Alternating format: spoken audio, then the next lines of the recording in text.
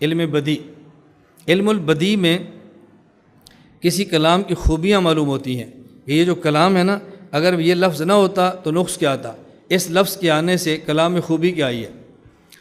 جب منافقین مدینہ سے یہ بات کہے گی وَإِذَا قِيلَ لَهُمْ آمِنُوا كَمَا آمَنَ النَّاسُ قَالُوا أَنُؤْمِنُ كَمَا آمَنَ السُّفَهَاءُ، ہم ایسے ایمان لائے صفحاء ایمان لائے بیوقوف، فرمایا الا انہم هم الصفحاء، پہلے الا تاکید کے لیے سنو سنو، غور کرو کتنی غلط بات تم نے کی ہے، سمجھو ذرا کتنی غلط بات کی ہے۔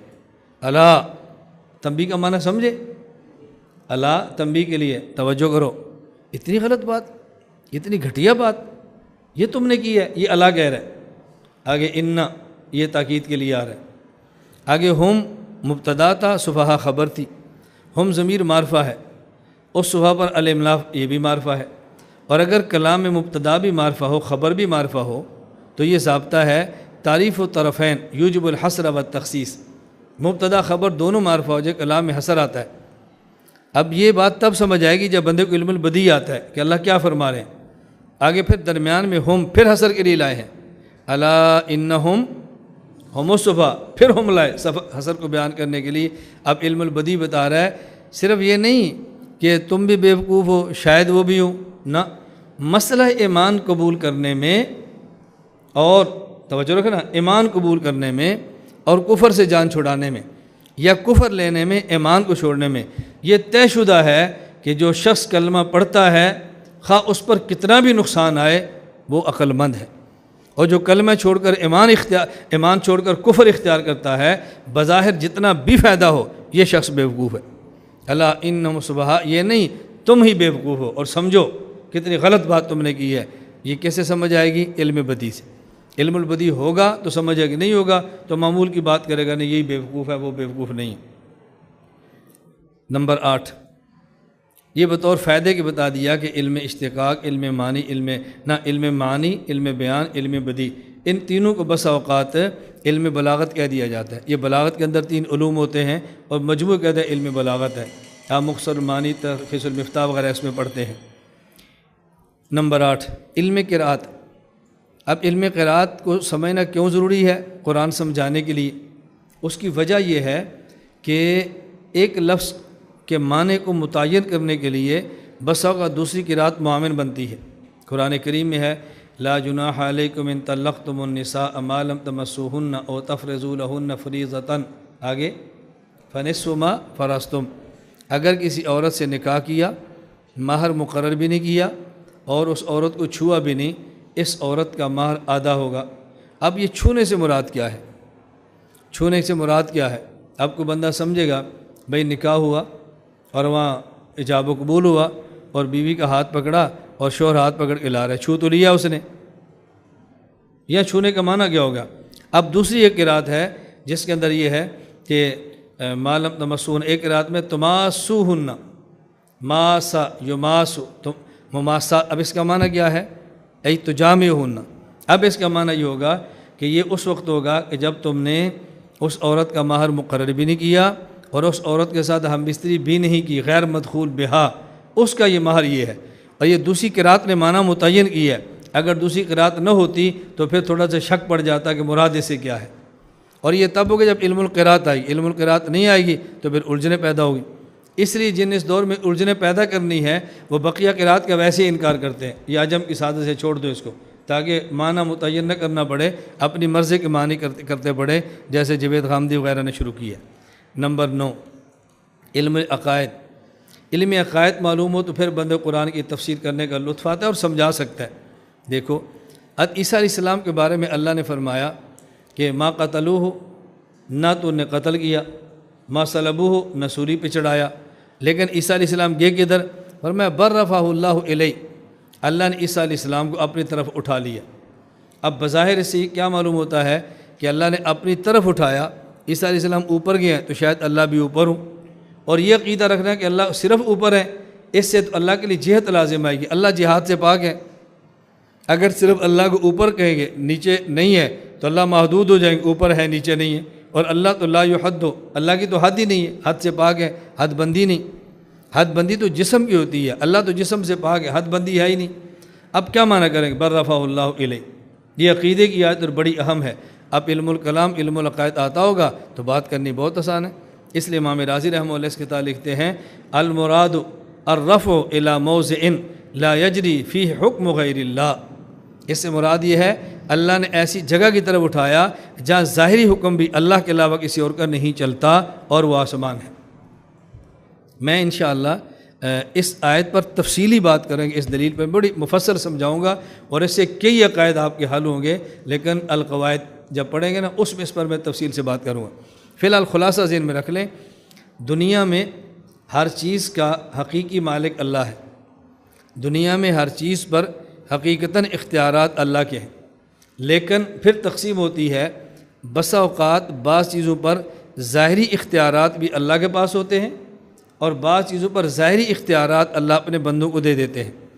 جس پر حقیقی اختیارات بھی اللہ کے ہوں، ظاہری اختیارات بھی اللہ کے ہوں، اس چیز کی نسبت اللہ کی طرف ہوتی ہے، اور جہاں حقیقی اختیارات اللہ کے ہوں اور ظاہری اختیارات اللہ بندے کو دے دیں، اس کی نسبت بندے کی طرف ہوتی ہے۔ اب دیکھو زمین اور آسمان دونوں میں فرق کیا ہے؟ زمین میں حقیقی اختیارات اللہ کے ہیں، لیکن ظاہری اختیارات اللہ نے ہمیں دیے ہیں۔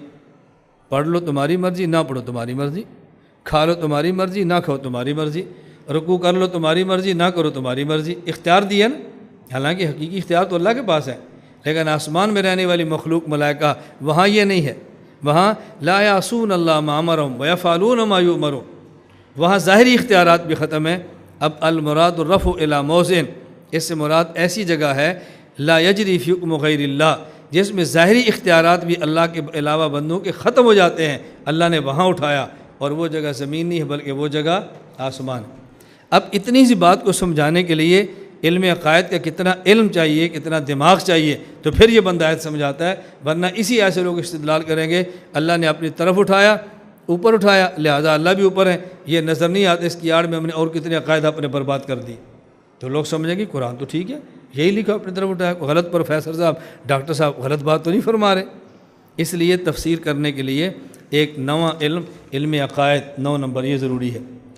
نمبر 10 اصول فقہ، علم تفسیر کے لیے اصول میں فقہ بھی بہت ضروری ہے۔ قرآن کریم میں ہے وَقَضَىٰ رَبُّكَ أَلَّا تَعْبُدُوا إِلَّا إِيَّاهُ وَبِالْوَالِدَيْنِ إِحْسَانًا إِمَّا يَبْلُغَنَّ عِندَكَ الْكِبَرَ أَحَدُهُمَا أَوْ كِلَاهُمَا فَلَا تَقُل لَّهُمَا اُفٍّ وَلَا تَنْهَرْهُمَا، والدین کو ڈانٹنا نہیں ہے، اف نہیں کہنا۔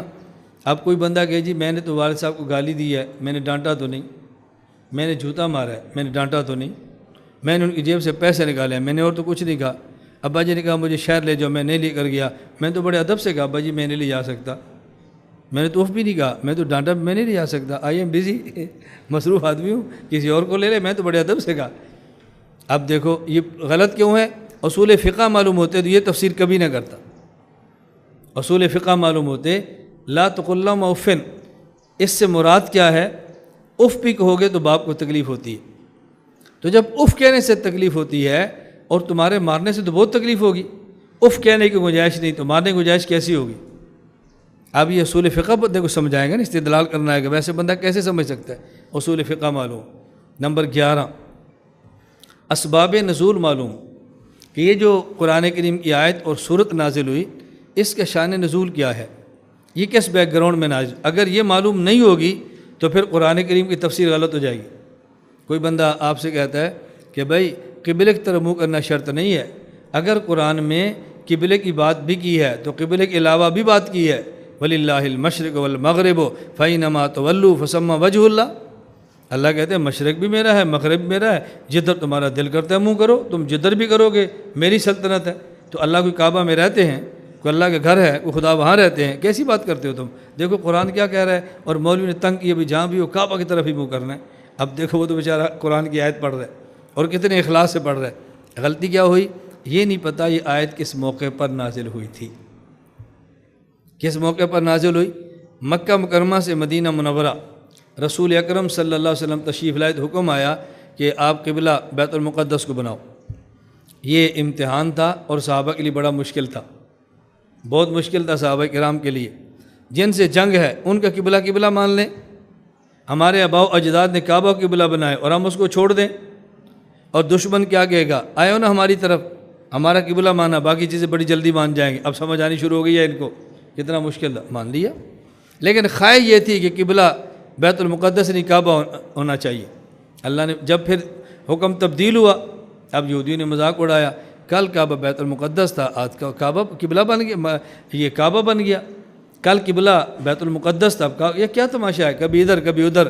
فرمایا وَلِلَّهِ الْمَشْرِقُ وَالْمَغْرِبُ، یہ ایسی باتیں مت کرو، مشرق بھی ہمارا ہے، مغرب بھی ہمارا ہے، فَإِنَّمَا تَوَلُّوا فَثَمَّ وَجْهُ اللَّهِ، ہم جدھر حکم دیں ادھر منہ کرو، اور تم جدھر بھی منہ کرو گے ہم ادھر موجود ہیں، ہم ایک سمت میں نہیں ہیں۔ اب یہ اسباب نزول سمجھ آئیں گے تو آج سمجھ بہت آسان ہے، ورنہ معنی غلط ہو جائے گا۔ لا إله إلا الله، لا إله إلا الله، لا إله إلا الله، ما لنا رب سواه. لا إله إلا الله.